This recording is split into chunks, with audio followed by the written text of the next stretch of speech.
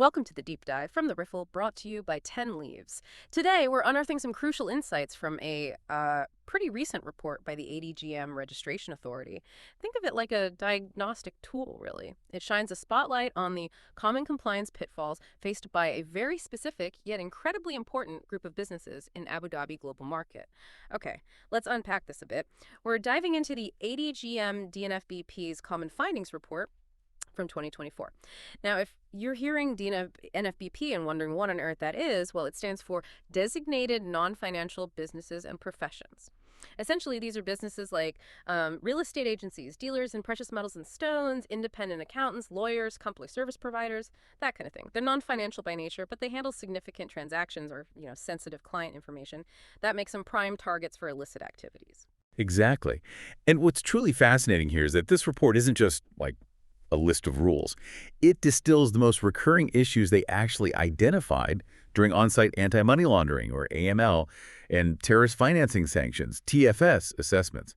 So for you, the listener, it's kind of a shortcut to understanding exactly where businesses often stumble in compliance, and maybe more importantly, why these missteps happen, and the serious implications they carry. It's almost like getting a peek behind the curtain, you see. Right, and the ADGM Registration Authority, the RA, that's the body licensing and supervising these DNFBPs, they're adopting a very rigorous risk-based approach to their oversight. We actually saw a significant ramp up in these on-site assessments in 2024. They did 32, which is up, 28% from 25 the year before. That's a big jump. Yeah, and these assessments covered a broad spectrum: legal consultancies, high-value goods dealers, the works. So the OIA is clearly serious about enforcement. Let's get into what they found.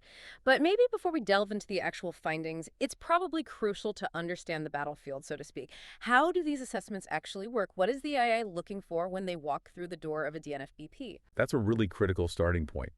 The RA isn't just, showing up unannounced. They meticulously prepare an annual supervision plan.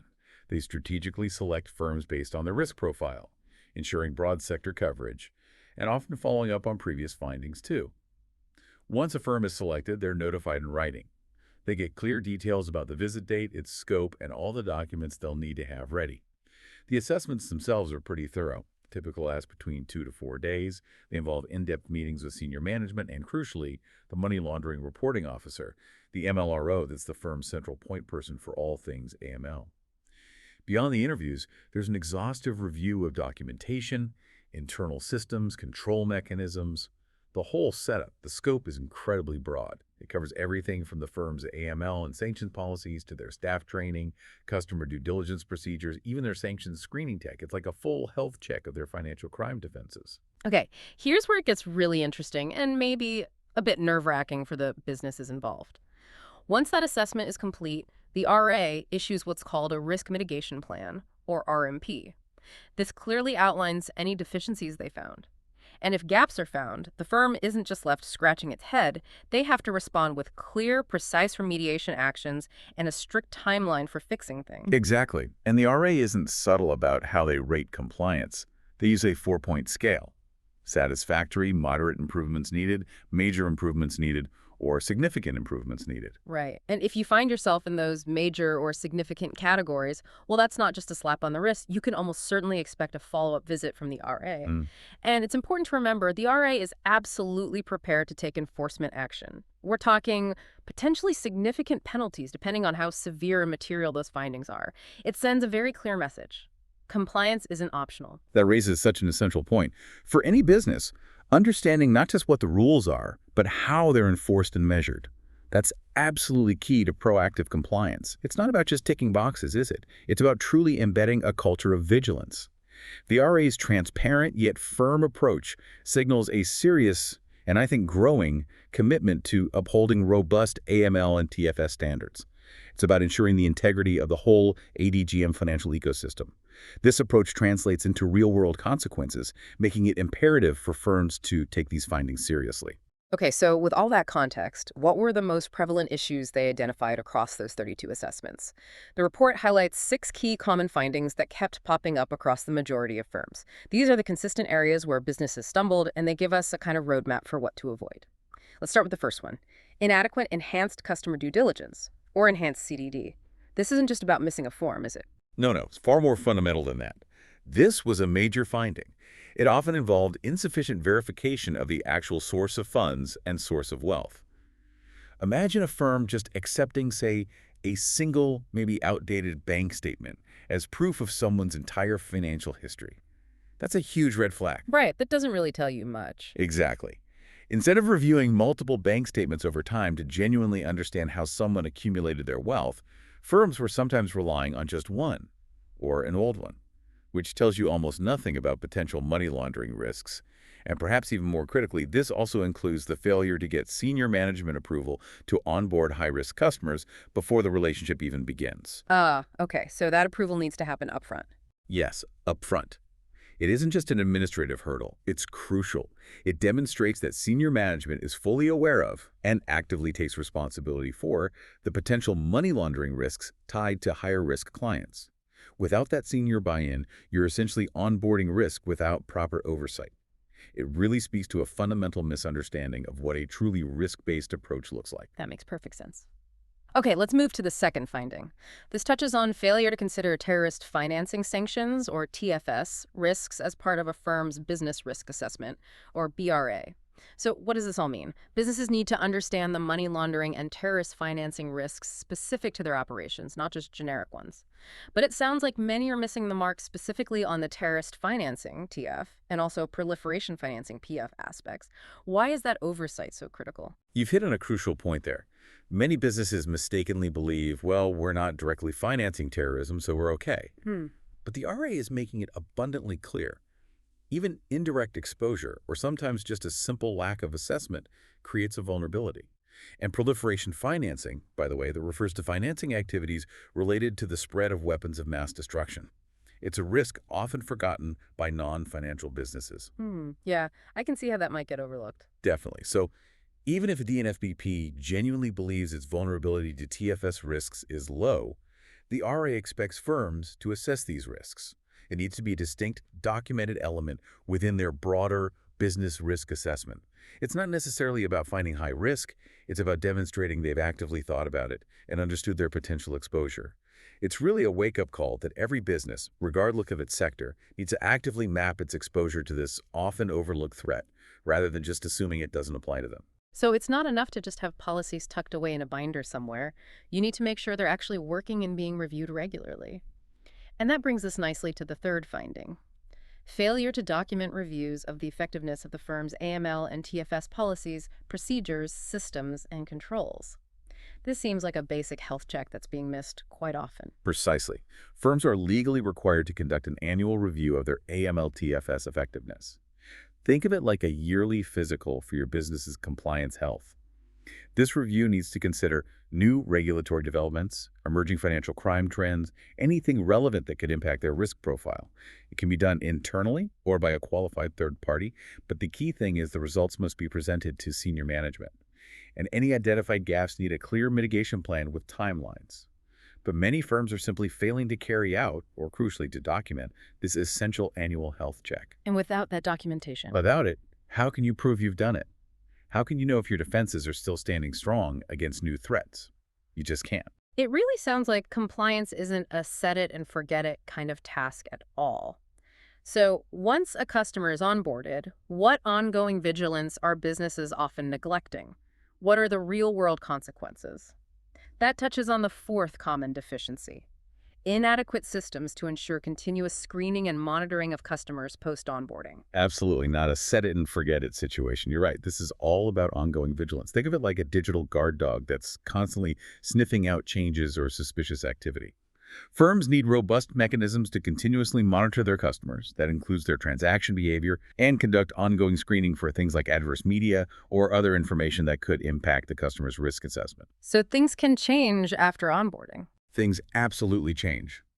A striking example given in the report, specifically for dealers of precious metals and stones, was the failure to identify single or multiple linked cash transactions exceeding that AED 55,000 threshold. This indicates a clear lack of robust, ongoing monitoring systems, whether automated or even manual.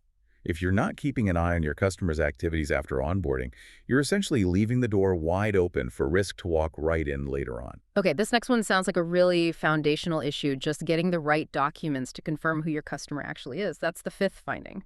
Failure to obtain certified true copies of KYC documents when verifying customer identities. Why is this specific point so critical? It is indeed foundational. Think of it like building a house without properly verifying the materials for the foundation. It's that basic.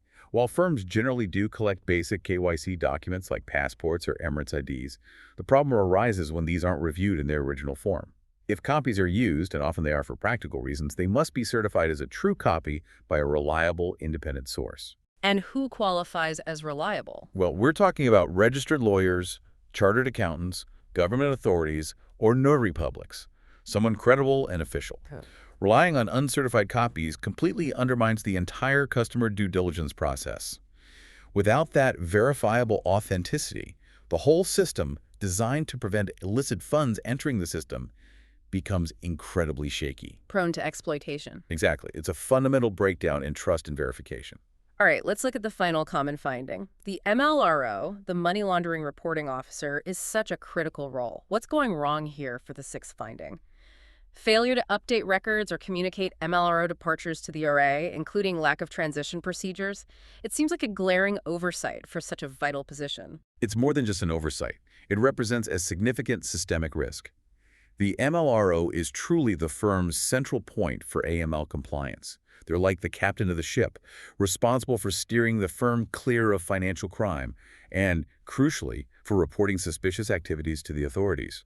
The RA found that some DNFBPs simply fail to notify them when an MLRO leaves, or sometimes they provide incorrect contact information during the initial registration process. And that causes problems down the line. Huge problems. This leads to severe communication failures with the regulator.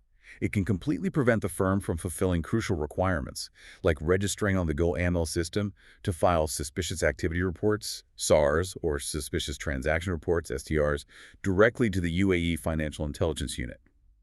Imagine the captain leaves the ship, and no one tells the port authority that ship could sail into dangerous waters completely unmonitored. That's a good analogy. This finding also speaks to a broader issue, a lack of succession planning for such a vital role. It leaves a significant vulnerability in the firm's defense against financial crime. That's a really comprehensive list of challenges. But the RA isn't just pointing out problems, are they? They're also offering clear, actionable recommendations for DNFBPs to fix these issues. So what are they advising businesses to do? That's right. They are providing guidance. They recommend 3 key actions for all DNFBPs.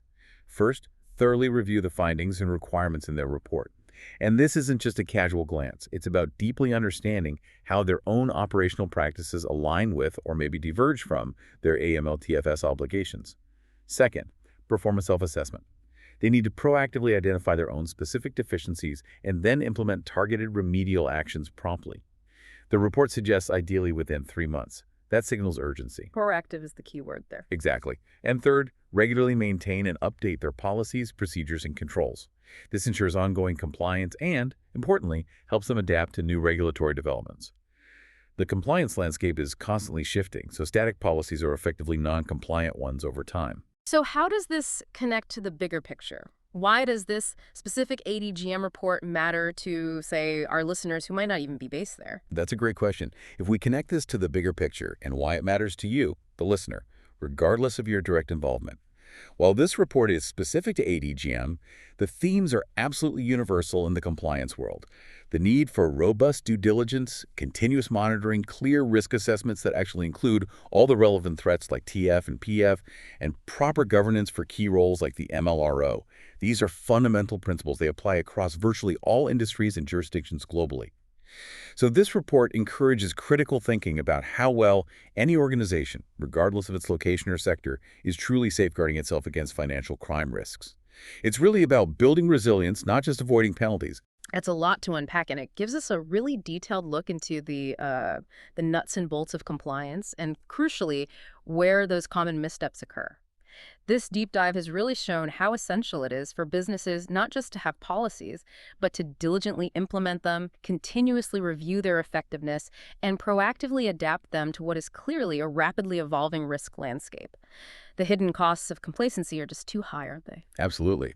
And it highlights that regulatory bodies like the ADGM are taking an increasingly proactive and, frankly, data-driven approach to supervision.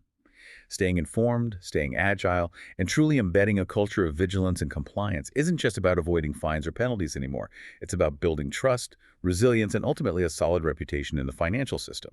You could even argue it's becoming a competitive advantage, not just a regulatory burden. Hmm.